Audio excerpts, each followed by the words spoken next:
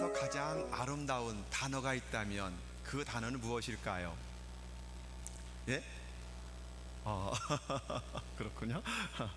예, 영국 문화협회에서 전 세계 사람들을 골고루 뽑아가지고 가장 아름다운 단어가 무엇일까 물어봤더니 1위는 mother, 어머니였습니다. 2위는 뭐였을까요? father, 아버지? 아니었습니다. 예, peace라고 하는 단어였고, 3위는 father, 아버지가 또 아니었습니다. 예, 패션, 열정이라고 하는 단어였습니다. 이 어머니라고 하는 단어는 우리나라만이 아니라 온 세계 사람들의 마음속에 가득 담겨 있는 감동의 단어라고 할 수 있을 것입니다. 아주 오래전에 어느 방송에서 소개된 아주 감동적인 어머니의 사랑에 대한 그런 이야기가 생각이 났습니다. 제목이 68세 전신마비 장애 딸 50년 돌본 101살 먹은 어머니, 이런 제목이에요. 오래전이기 때문에 아마 혹시 보신 분도 있을 텐데요. 이 박옥랑 할머니, 어머니가 박옥랑 할머니예요. 100살이 넘었습니다. 자손들의 극진한 돌봄을 받고 또 그래도 모자랄 나이에 이 몸이 불편한 68세 된 딸을 위해서 손에 물이 마를 날이 없는 이런 삶, 지금 보시는 분이에요. 앉아 계신 분이 어머니고 누워있는 분이 딸인데 나이가 거의 비슷한 것 같이 보여지잖아요. 예, 저렇게 어머니가 딸을 극진히 보살피는 모습을 보게 됩니다. 딸 조의순 씨가 전신마비 상태로 누워서 지내기 벌써 오래되었기 때문이었습니다. 이들 모녀는 광주 시내에서 임대 아파트 13평에 살면서 이렇게 서로 의지하며 서로 거울이 되어주는 그런 삶을 살게 되었습니다. 좀 하우링이 많이 나거든요. 조금만 좀 줄여보세요. 예. 아마도 이 어머니는 아마 돌아가셨을 것 같아요. 근데 이 딸에게 불행이 찾아온 것은 이 엄마가 중학교 교사 선생님이었거든요. 그래서 이제 출근하면서 가정부에게 딸을 맡겨요. 딸을 맡겨 가정부가 아기를 업고 있다가 떨어뜨리는 바람에 땅으로 목을 다치고 머리를 심하게 다칩니다. 그래서 고개를 가누지 못하는 삶이 4살 때 일어나게 된 겁니다. 이 엄마가 딸을 고쳐보려고 모든 용하다는 병원을 찾아다니고 용하다는 한의원, 친수원 여러 곳을 다 찾아다녔지만 누구도 그 딸의 병을 고칠 수가 없어서 그 후로부터 지금 64년 동안 누워서만 지내는 그런 딸이 되었던 것입니다. 설상가상으로 그의 아버지 남편이 다른 여자와 눈이 맞아서 도망을 가버려요. 집을 나갑니다. 그러니 혼자서 교사 생활하기 때문에 언니에게 딸을 맡기고 그리고는 30년 만에 모든 교사 생활을 이제 마감하고 집중적으로 딸을 돌보기 시작하는데 그때서 비로소 딸에게 한글을 가르치기 시작합니다. 딸을 한글을 가르치고 한문도 가르치고 학교 교과서를 가져다가 공부시켜주고 그리고 문학서적을 계속해서 읽어주고 딸이 똑똑해서 금방 글을 깨우쳐갑니다. 그리고는 배운 한글로 시를 짓기 시작합니다. 시인이 되었습니다. 그 딸의 지은 시 중에 이런 시가 있어요. 얄미운 행복이라고 하는 시인데 한번 시를 좀 한번 띄워줘 보실까요? 어느 곳에 숨었는지 저 산 너머 숨었을까? 저 바다 건너 숨었을까? 저마다 너를 찾아 헤매어도 얄미운 행복은 이리저리 피해 다니고. 이분이 씌운 얄미운 행복이라고 하는 시의 일부분입니다.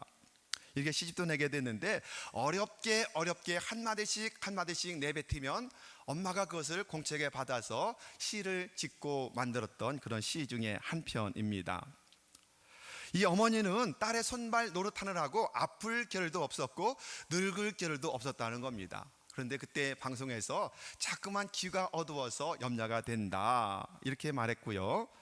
기초보장 수급으로 정부에서 52만 원씩을 두 분에게 받게 되는데 어머니가 아끼고 아껴서 이것을 몇만 원씩 항상 저축한다는 겁니다.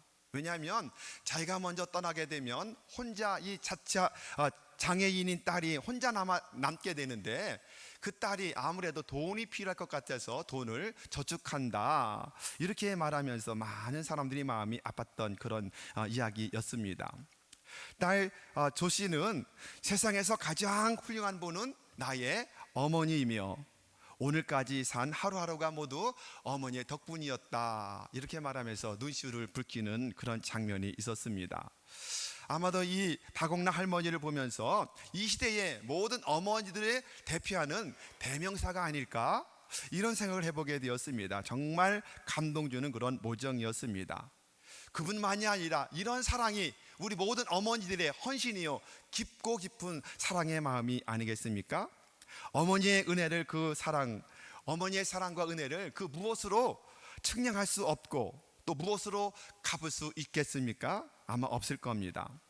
그분도 자녀를 위해서 청춘도 직장도 오직 행복도 다 반납하고 장애자인 자식을 위해서 소망 없는 희생까지도 마다하지 않으면서 100살이 넘도록 그렇게 딸을 돌보는 어머니의 모습, 저는 그것을 통해서, 그분을 통해서 정말 끝없는 하나님의 사랑, 사랑하는 자녀들을 버리지 아니하시고 끝까지 사랑하시는 아버지 하나님의 사랑의 모습을 발견할 수 있었습니다.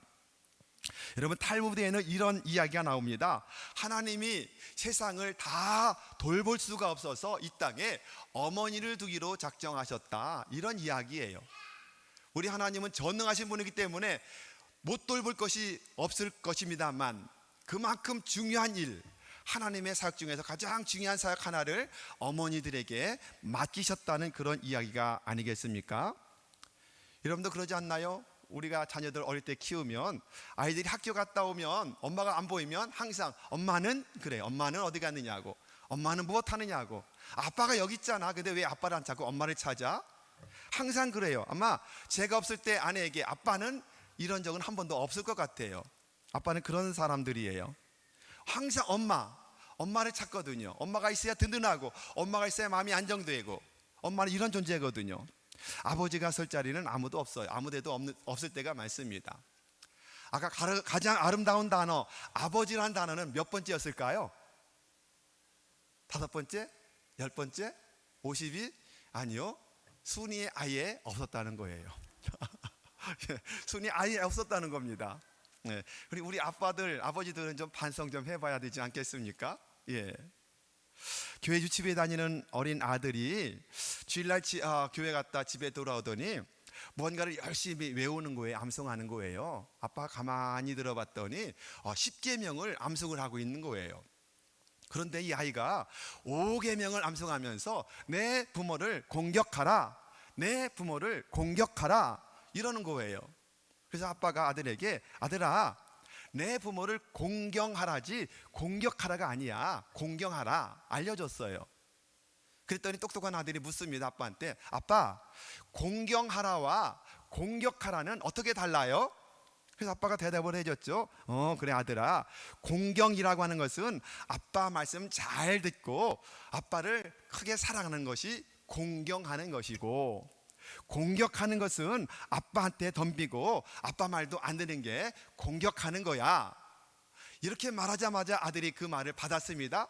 이렇게 말합니다. 그러면 아빠는 왜 할아버지 할머니 공경하지 않고 공격해? 이렇게 말하더라는 거예요.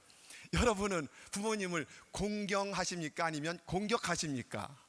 예, 공경하는 분들인 줄로 제가 믿어도 되겠습니까?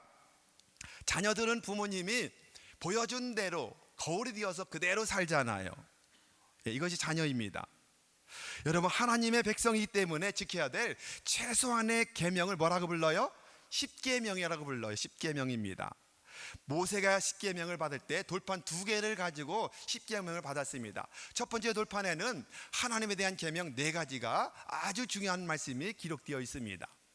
두 번째 계명 돌판에는 인간관계 속에서 나타나는 그 관계에 대한 계명인데 6가지의 계명이 담겨져 있는 모습을 여러분 아실 거예요. 그 두 번째 돌판 6개의 계명 중에서 첫 번째 계명이 뭐죠? 5계명 되는 내 부모를 공경하라라고 하는 말씀입니다. 그렇기 때문에 이 제5계명을 가르쳐서 성경학자들은 율법의 중심점이요 10계명의 배꼽이다, 이렇게 부르는 분이 있어요. 그만큼 중요하다는 거예요. 둘째 돌판이 가정이 얼마나 중요한 것인가를 가정이 얼마나 소중한 것인가를 가르쳐주는 계명 6개 계명인데요. 여러분, 뿌리 없는 나무가 없잖아요. 마찬가지입니다. 자식이 없는 사람은 있을 수 있어도 부모가 없는 자식은 아무도 없어요. 그렇지 않습니까? 그러므로 가정의 가장 기초 유리가 되는 내 부모를 공경하라, 이 말씀은 건강한 가정을 위한 첫 번째 계명이라고 하는 겁니다. 그 다음에 이어지는 모든 계명도 전부 다 가정을 소중하게 존귀하게 여기라고 하는 말씀과 이어지는 계명들이라고 볼 수가 있거든요. 한번 볼까요? 그 다음에 간음하지 말라, 무슨 말씀이에요? 남의 가정을 파괴하지 말아라, 이런 말씀이 아니겠습니까? 도둑질하지 말아라는 계명은 남의 가정의 환경을 소중히 여겨라. 너의 가정을 소중히 여기는 것만큼 다른 사람의 가정도 소중히 여겨라. 파괴시키지 말아라. 그 다음에 내 이웃의 아내나 남종이나 여종을 탐내지 말아라. 이것은 뭐예요? 행복의 근원이며 행복의 이유를 다른 사람, 다른 가정에서 찾지 말고 너의 가정, 너의 집안에서 찾아라, 이 말씀이 아니겠습니까? 모두가 다 가정에 관계되고 연결되는 말씀이 두 번째 돌판에 기록된 6가지의 계명이라고 하는 것입니다. 그런데 안타깝게도 지금 현대에는 이 기초 관계가 무너지고 있기 때문에 이게 뭐예요? 가정의 위기로 이어지게 되고 자녀 문제로 이어지는 모습을 보게 되는 것입니다. 사도 바울은 말씀하죠. 로마서 1장 3절 말씀에서 하나님을 떠난 사람들이 어떤 죄를 범하며 사는가 쭉 이야기하죠. 비방하는 자, 하나님께서 미워하시는 자, 능욕하는 자요, 교만한 자요, 자랑하는 자요, 악을 도모하는 자요, 그 다음에 부모를 거역하는 자다, 이런 죄악을 낱낱이 기록하면서 말세의 특징 중에 하나가 부모를 거역하는 것이다, 이렇게 말씀해요. 또 디모데후서 1장에서 보면 디모데후서 3장 1절 2절도 한번 보실까요? 뭐라고 말씀해요? 1절, 너는 이것을 알라, 말세에 고통하는 때가 이르리니, 말세 때가 되면 어떤 사회적인 현상이 일어나느냐. 자, 2절 보실까요? 읽어보겠습니다. 시작. 사람들이 자기를 사랑하며 돈을 사랑하며 자랑하며 교만하며 악을 비방하며 부모를 거역하며 감사하지 아니하며 거룩하지 아니하며. 말세의 특징 중에 하나가 또한 부모를 거역하는 시대다. 종말을 떠난 시대가 되면 하나님을 떠나는 시대가 된다는 거예요.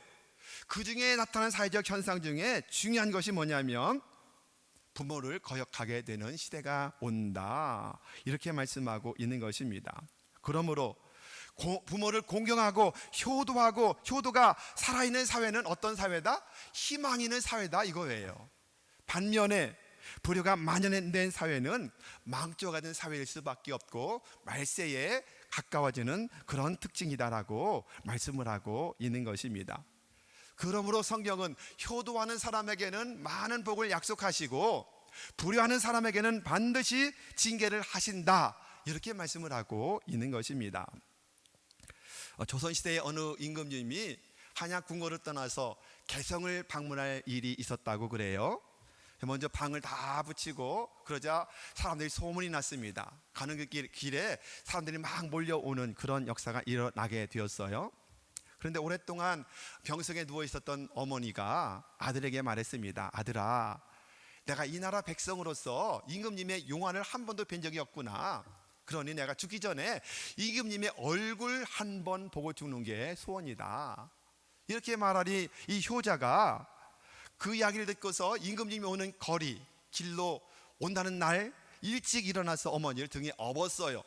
그리고는 50리길을 걸어서 그 길을 갔습니다.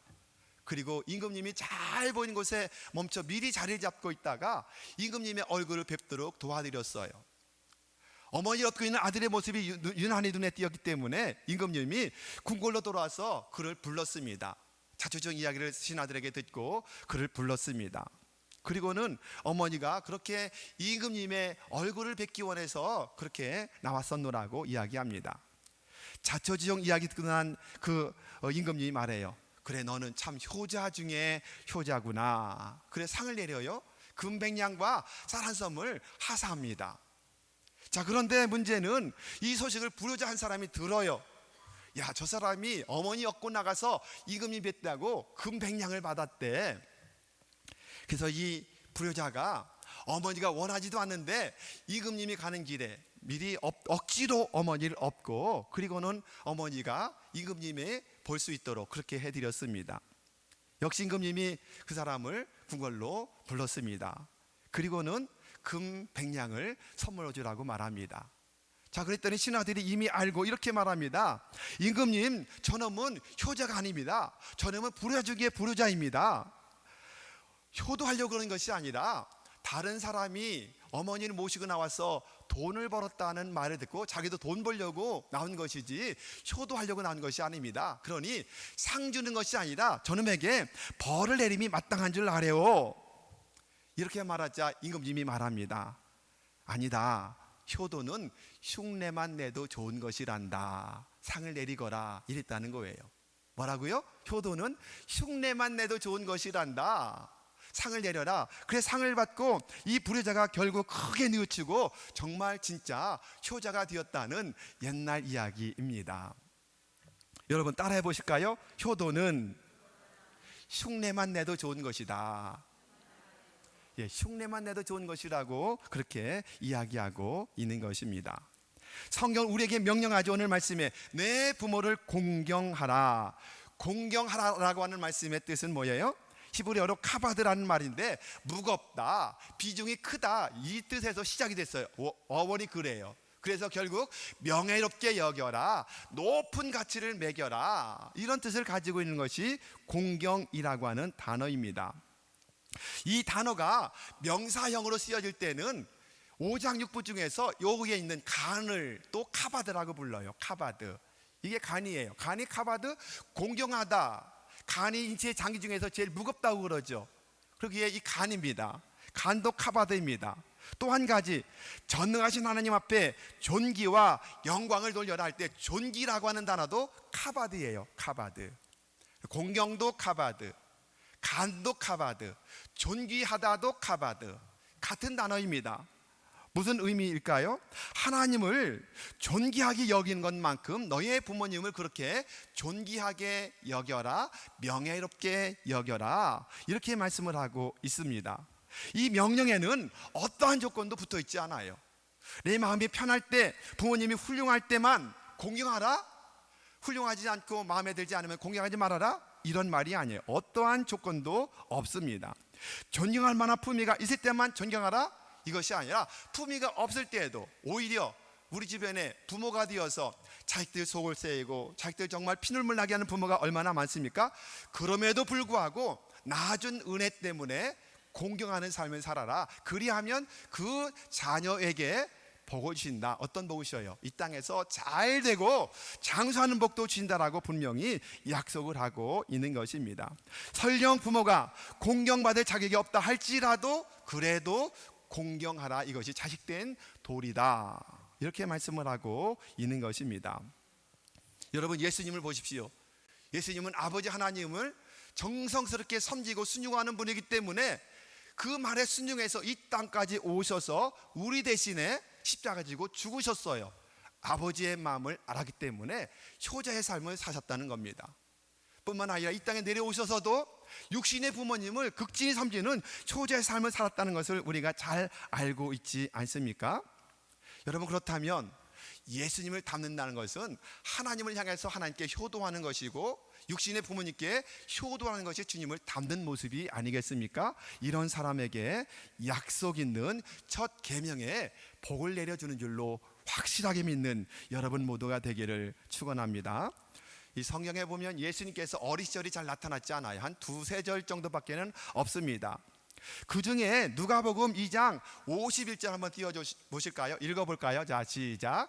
예수께서 함께 내려가사 나사렛에 이르러 순종하여 받드시더라. 그 어머니는 이 모든 말을 마음에 두니라. 뭐라고 말씀하느냐면 나사렛 동네에 내려가서 부모님을 순종하여 받드셨다. 쉽게 표현하면 육신의 부모님께 효도하는 삶을 예수님이 사셨다, 이렇게 말씀을 하고 있습니다. 예수님의 어린 시절을 나타내는 유일한 이 성경 말씀 속에서 그분은 효자셨다. 하나님을 효자로 섬기셨고 육신의 부모도 효자로서 섬겼다라고 말씀을 하고 있는 겁니다. 예수님께서 십자가 지고 죽기 전에 7마디 말씀을 나누시잖아요. 그 중에 옆에 있는 제자를 보시고 어머니를 보시면서 뭐라고 말씀하셔요? 여자여, 당신의 아들입니다. 요한에게 그렇게 이 어머니에게 말씀합니다. 여자여. 이 여자여라고 하는 말은 헬라어로 구나이라고 쓰여져 있는데, 이 말은 아람어 군앙이라고 하는 단어에서 왔어요. 군앙, 구나이. 이 단어는 어떤 뜻이냐면, 우리가 그냥 여자여라고 번역했지만 원래는 최극존칭, 왕후에게 붙이는 극존칭이 군앙, 구나이라는 단어입니다. 예수님은 어머니를 최극존칭으로 그렇게 부르면서 섬겼다는 뜻을 알게 돼요. 단순히 그냥 여자여라고 번역했기 때문에 우리가 어떻게 어머니 향해서 여자여라고 할 수 있겠는가? 많은 분들이 그렇게 이야기하더라고요. 아닙니다. 원어로 보면 최극존칭, 가장 귀부인이나 아니면 왕에게 내리는 존칭으로 어머니를 늘 부르셨다는 겁니다. 그리고 요한에게 말씀하죠. 요한을 향해서 요한아, 이제 너의 어머니다 라고 부탁을 하시면서 홀로 남아 계신 홀어머니를 부탁하시면서 효를 완성하시고 그리고는 죽으셨던 주님의 모습을 보게 되는 것입니다. 그렇습니다. 신앙적인 효도의 방법은 뭐냐면 살아계실 때 효도하는 것이 신앙입니다. 신앙인은 살아계실 때 효도하는 것입니다. 돌아가신 다음에 아무리 거대하게 제사상을 차리고 아무리 잘 제사로 공경한다 할지라도 그것은 진정한 효도일 수가 없는 거죠. 그러므로 여러분, 오늘 주신 교훈은 이것입니다. 성도의 최고의 효도의 방법은 무엇일까? 무엇일까요? 성도의 최고의 효도의 방법은 다른 것이 아닙니다. 어머니를, 아버지를 구원하여 드리는 것, 구원받게 드리는 것, 여러분, 이것이 최고의 효도인 줄로 믿으시기를 우리 주님의 이름으로 축원합니다. 아멘. 육신의 부모님을 살아생전 잘 섬겼어요. 그런데 영혼을 섬기지 못하고 영혼을 구원케 하지 못했다면 그 사람을 진정한 효자라고 자랑할 수 있겠습니까? 그건 진정한 효자는 될 수가 없는 거죠. 그러기에 예수 믿게 한 자녀는 최고의 효도한 자녀인 줄로 여러분 믿으시기를 바랍니다. 주님 말씀하셔요. 마가복음 8장 36절에서 뭐라고 말씀하시냐면, 사람이 만일 온 천하를 얻고도 자기 목숨을 잃어버리면 무엇이 유익하냐. 여러분, 이것을 오늘 말씀과 한번 좀 이렇게 대조 한번 해볼까요? 자녀들이 부모님을 최고로 섬기고 진성찬 가지고 대접하고 가장 값비싼 옷으로 해입히고 그리고 연락을 즐기게 해드리고 심지어 돈방석을 만들어 앉혀드린다 할지라도 생명 얻지 못하고 죽어 지옥 간다면 그것이 무슨 유익이 있겠느냐, 이렇게 또 우리가 해석해 볼 수 있지 않겠습니까? 여러분, 그러므로 다시 한번, 정말 우리가 아무리 많은 효도를 했다 할지라도 영혼을 구원시키지 못한다면 진정한 효도는 아니다, 효자가 될 수 없다, 이 사실을 한 번 더 기억하는 복된 어버이 주일 되시기를 주님의 이름으로 축원합니다. 여러분에게 묻습니다. 여러분의 부모님들은 예수 그리스도를 마음속에 구주로 영접하셨나요? 천국 백성이 되셨나요? 오늘 밤에 나의 어머니, 나의 아버지가 하나님의 부르심에 가도 천국 갈 수 있는 확신을 갖고 계신가요? 한번 점검해 보시기 바랍니다. 만약 그렇지 못하신다면 여러분, 기도하셔야 되겠죠? 기도하되 특별히 금식하며 한번 기도해 보시기를 바랍니다. 어머니네 아버지가 예수 믿기 원해서 제가 금식하며 기도하겠습니다 선포하고, 한 주간 동안 제가 부모님을 위해서 밥을 먹지 않고 기도해 보겠습니다. 꼭 예수 믿으셔야 됩니다. 내가 생명 내어놓고 부모님의 위해서 기도하겠습니다. 이런 마음 가지고 정말 간절히 기도해야 되지 않겠습니까? 남들은 이역만리까지 가서 지구 반대편까지 가서 선교하는데 우리는 내 집, 내 가정, 내 부모님, 내 자녀들 먼저 복음을 전해야 되지 않겠습니까? 부모님 육신 공경이 아무리 귀하다 한들 영혼을 공경해서 구원받게 하는 것보다 중요하지 않다는 것입니다. 영혼이 떠나면 그 사람을 뭐라고 불러요? 시체라고 부르잖아요. 시신이에요.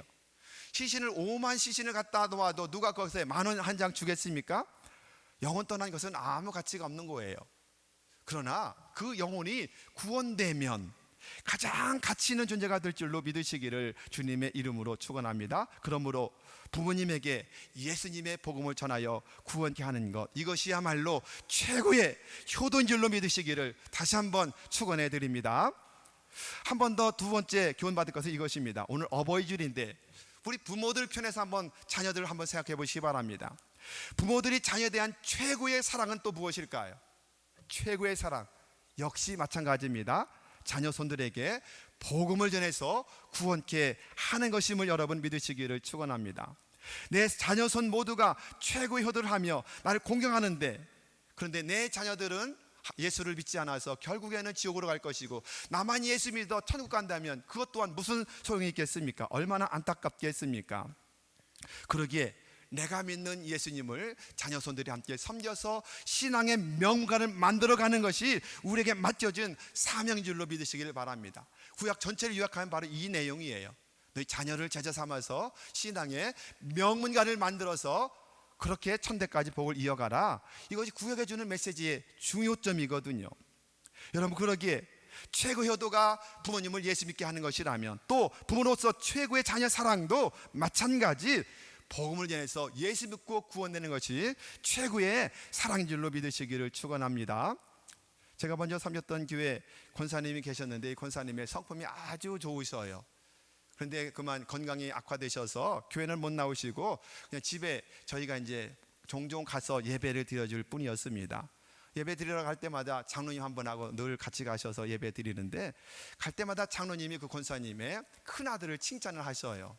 큰아들이 그렇게 효자일 수 없대요. 평생 자기가 그런 효자는 처음 본다는 거예요. 지위도 높은 지위를 올랐어요. 부산에 사시되 그 부모님 권사님은 그 황령산 터널 위에 있는 아파트에 사시는데 가면 늘 칭찬을 하셔요. 얼마나 효자인지.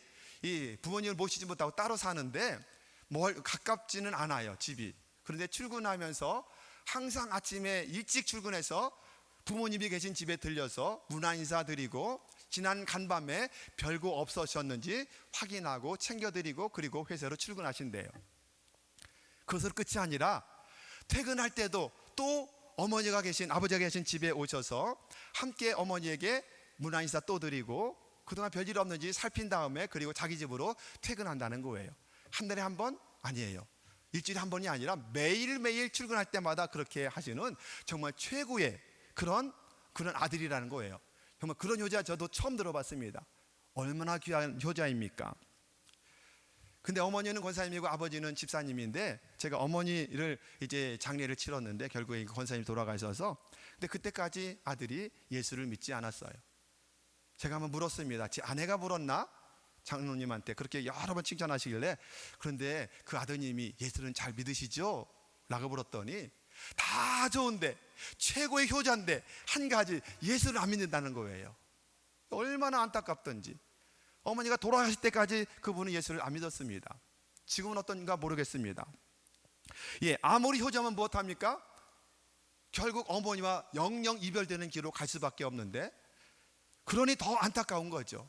이 땅에서 효자가 또 천국에서도 함께 효자가 되면 너무너무 좋을 텐데 이 땅에서만 최고의 효자, 그러나 천국까지 못한다면 그의 인생은 정말 헛된 인생일 수밖에 없는 것이 아니겠습니까? 여러분, 그러기에 부모님들은 반드시 기억하고 자녀손들을 책임지고 구원하겠다는 결단 가지고 그렇게 기도하며 나가는 여러분 모두가 되기를 예수님의 이름으로 축원합니다. 에베소 6장 1절 말씀을 좀 띄워주실까요? 같이 한번 읽어봅니다. 시작. 자녀들아, 주 안에서 너희 부모에게 순종하라. 이것이 옳으니라. 어느 성경학자들은 주님 안에서, 이것을 주님 반대 밖에서 인과 아웃의 관계로 설명하는데 조금 번역이 그렇지는 않습니다. 다릅니다. 밑에 있는 번역 현대 번역인데, 자녀들은 부모에게 순종하십시오. 이것이 주님을 믿는 사람으로서 옳은 일입니다. 이게 더 정확한 번역이에요. 주님을 안에서, 주님 안에서 섬겨라, 주님 밖에서 섬기지 말아라, 이런 뜻이 아니라 하나님을 믿는 성도라면 반드시 부모님에게도 섬기는 효도가 있어야 된다, 공경하는 것이 있어야 된다, 이렇게 말씀하고 있는 겁니다. 하나님을 잘 믿는다고 하면서 부모님을 효도하지 않는 것은 있을 수 없는 일이다, 이 뜻이에요. 이 뜻을 가지고 지금 사도 바울은 우리에게 권면하고 있는 것입니다. 하나님 앞에서 하나님 아버지를 잘 섬기는 효도하는 성도라면 육신의 부모님에게도 효자가 되지 않으면 안 된다. 이렇게 지금 말씀을 하고 있는 것입니다. 일제에게 강제 점령당했던 때 이흥렬이라고 하는 음악생 생도가 일본으로 음악을 배우기 위해서 유학을 떠납니다. 근데 집이 너무너무 가난해서 음악하는 공부하는 사람이 피아노가 없는 거예요. 늘 안타깝게 여겨서 피아노를 가져야 되는데 사는 수 없이 너무너무 피아노가 갖고 싶어서 어머니에게 일본에서 편지를 써보냅니다. 어머니, 피아노를 너무너무 갖고 싶어요. 음악을 공부하는데 피아노가 갖고 싶다는 거예요. 이 편지를 받아든 어머니가 집에 가진 것이 없으니까는 산에 올라가서 솔방울을 따다가 온 손에 다 긁히고 피를 흘리면서 솔방울을 따서 팔아가지고 400원을 만들어서 일본에 붙여줍니다. 그 당시에 쌀한가마가 10원 정도 할 때였다고 그래요. 그래서 400원은 거금이죠. 거금을 보내줍니다. 그 400원을 받아들고 이흥렬 청년이 피아노를 사서 음악 공부를 하게 되는 거예요.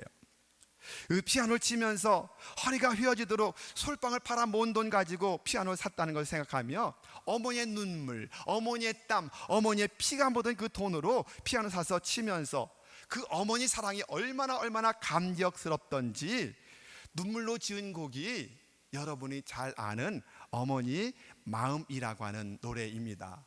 집사님 한번 좀 같이 한번 쳐주실까요? 이 노래 우리 한번 좀 같이 불러보고 오늘 말씀을 마쳤으면 좋겠습니다. 여러분, 오늘 같은 날 어머니가 생각나고 또 아버지가 생각나고 우리의 불효가 한스러워지는 그날 아닙니까?